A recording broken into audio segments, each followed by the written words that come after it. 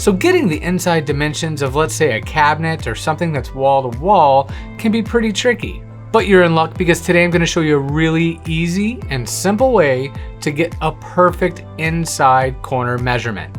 Also, all month long, woodworkerexpress.com is giving away free stuff.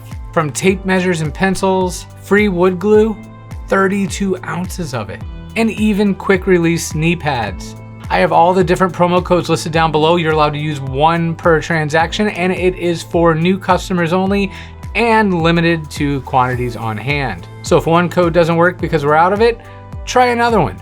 Now let me show you this cool trick. So typically measuring the inside of a cabinet from wall to wall is pretty difficult. As you see here, the tape doesn't actually give you a really accurate dimension. All you have to do is use two household items, a binder clip and your favorite credit card. Lay the tape measure from one side of the cabinet, and then on the other side, you're going to use your credit card and your binder clip, as you see here. Clip it securely to the tape measure, push it all the way against the wall of the cabinet. Carefully lift this out of the cabinet. It will be a little snug because you are wall to wall.